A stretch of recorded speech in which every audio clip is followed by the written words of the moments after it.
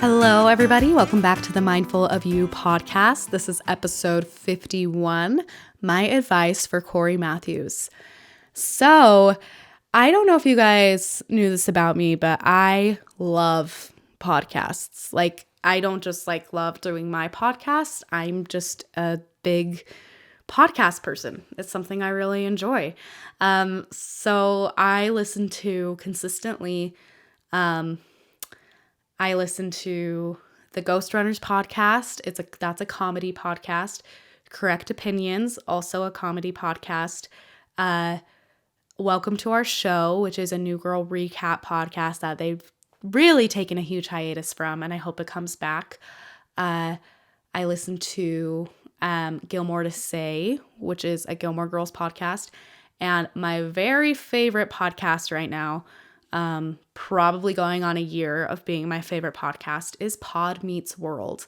So Pod Meets World is a Boy Meets World recap podcast hosted by Danielle Fishel, Ryder Strong, and Will Friedle.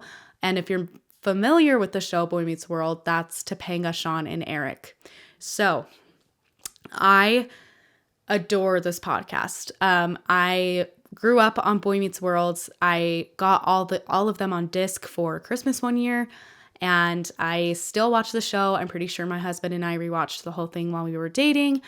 And so it's a great little show, just like a family show. And I just have always loved it. And Ben likes it too. So it's a pretty fun podcast for me to listen to. They share really interesting perspectives of being on the show, and also about the characters. And something I've noticed listening recently is that they are really starting to struggle with Cory's character. Cory Matthews is the main character. He's played by Ben Savage, and they are just kind of struggling with his behavior, and how he acts and how he treats people. And I believe they just started recapping season 4. So to me, I'm like, you're not even really in the half of it yet. So I just wanted to talk a little bit about what I would say to Cory Matthews, and probably what these guys would like to say to Cory Matthews as well, and some of the things that they've alluded to on the podcast, and just chat about it a little bit. So disclaimer, I feel like I've said this before. This is a TV show. It's just meant to be entertainment. It's just meant to be enjoyed. They're not expecting therapy or coaching or anything like that. But I do think it's really fun to take a look at a character that many people might be familiar with and see what can apply to you as far as the advice goes. So it's just fun. Don't overthink it. So I have three main things I wanted to talk to Mr. Matthews about. The first one is something that Ben has said to me multiple times. And it's not his quote originally. It's from Star Wars. And that's, only the dark side deals in absolutes. I think that's the quote. But Cory Matthews really has a tendency to see things really black and white. And what I actually like about Boy Meets World is they do play a little bit more in the gray area of morals and the right thing to do. Sometimes they don't come to a conclusion of what's the right thing to do. Sometimes one person thinks it's this thing while another person thinks it's another thing. And that's really cool about the show. But Cory does have a tendency to see things as black or white. And one area he does that with is in his relationship with Topanga. He is very obsessed with the idea that she is the woman for him. The show has this idea of fate, and these two are fated to be together, and they almost present it as a positive thing, but to me it comes off a little bit controlling and a little bit intense on Cory's side. So doesn't mean I don't like Cory and Topanga together. I think they're fine, but I also think Cory could have backed it up a little bit and not seen things as so black and white. He kind of does this with his relationship with Sean as well. Things are just a little intense. And if Sean ever takes a step back from their friendship or anything like that, like it is the end of the world. It's not just life fluctuating. So I wish that I could talk to Cory, especially when he's like his season 3, and it probably gets even worse, but season 3 and on self, and be like, hey, Topanga totally might be the woman for you. She might be your future wife, but can you just let life be life and like take its course? Like it's this constant like fighting for and almost against the grain thing when he's so young. He's like 13 to 17, and I don't think he necessarily needs to force things or see things as so absolute at such a young age. So that's probably the number one thing I would want to talk to him about. The number 2 thing is to think about what he can give to relationships, not what he can get from them. It feels like a lot of times he, like with his brother, he's like, you never spent time with me. You were never there for me. Like this isn't always the case. They kind of changed the narrative on this a couple times, but, or with Topanga, it's like, you're the woman for me. I love you. You make me feel this. You make me feel that. And with Sean, it's like, you're my best friend. I'm always there for you. You're always there for me. So I don't think he does this all the time, but I've just noticed a tendency for him to think about what he's getting out of a friendship or relationship, and not in like a crazy manipulative way. Like I don't think he's trying to do anything too crazy, but it's more of an emotional thing of what is this relationship making me feel? Like, how do I feel because of this? And I think this is just a human tendency.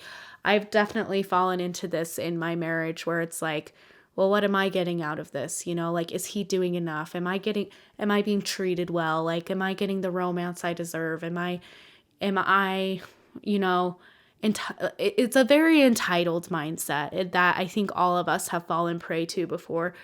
But my advice for him would be like, what are you giving? And I never want people to like take things to the extreme and give too much of themselves and not get anything out of the relationship. But I also just think that's a bad way of looking at it, because relationships are about what you're thinking about the other person and what you're giving to them, and then being open to what they're giving to you and receiving that graciously. And barring like an abusive relationship, that's going to be a lot more healthy, to think about, what you're giving. And it's not in a way where you're trying to control them or control what they're feeling, because that's not super healthy either. It's more just about where your mind is at, when you're with them or when thinking about that relationship. Okay. My number 3 piece of advice is, you don't have to be ordinary, but it's also not a bad thing to be ordinary. So especially in the later seasons, this is a theme throughout the whole show. Like Cory has this obsession with, being ordinary, and it's honestly so freaking funny. Like there's like a scene in his bedroom where he has like a poster of celery hanging over his bed to show like that is what he's into, like one of the most mundane things in the world, which is like celery. It's like a flavorless vegetable. So it's pretty freaking amusing. Like, I'm not gonna lie. So the comedy aspect is golden, but it's also always weird because it's like people are trying to show him like you're not ordinary, like you're Cory, you're great, you're this. But I'm like, it's fine if you just are a little bit more simple in what you like and what you do. But also, if he doesn't like it, he can change it, right? Like he can get into hobbies that are a little bit more interesting to him, but it should be more interesting to him, not in the name of not being ordinary. And so I would love to have a conversation with him about like, what does make you you? And I think ultimately it has to do with the people in his life, the people he loves and the people who love him. And his dad actually goes through similar things throughout the series where he feels like he hasn't done enough, or he's just a grocer, he just works at a grocery store. And then Amy or somebody shows him, no, you're a father, you're a husband, you give this, like almost looking at your worth based off of like all the people around you.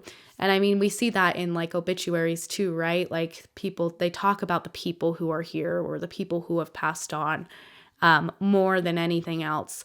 And so I think that, you know, that's almost a beautifully ordinary thing to be judged or looked at based off of the relationships in your life. But I also just think if he really wanted to be more interesting, he could. Like, I don't know why he thinks he's stuck liking celery. So anyway, pretty simple. I think those are the few things that I would want to share with Cory Matthews. There's things I would also want to share with his family and friends about almost their enabling nature with him, particularly his parents in Topanga. But I think that's a conversation for another time. But I would hope that that with Boy Meets World, it's not the world now revolves around the boy. Obviously it does here because it's a TV show. It's gonna revolve around our protagonist, but it would make for a more interesting character development to have it be a little bit different. But I still absolutely adore the show and maybe even adore the podcast more. So I have linked the podcast in the show notes. It's relatively clean. I think they swear sometimes. There's definitely innuendos thrown out there. But for the most part, it's pretty clean like the show. So if you like Boy Meets World, you should listen to it because seriously, best podcast of 2023. Besides mine, next to mine. Okay, a little above mine. All right. Thank you guys so much for listening. I'm excited to chat with you guys next week. Your homework, so to speak, you don't have homework. It's fine. But if you have Disney Plus and you haven't watched the new Pixar movie Elemental yet, check that out. I'm going to be talking a little bit about that movie. So, all right. Thank you guys so much for listening. Have a fantastic week. Bye-bye.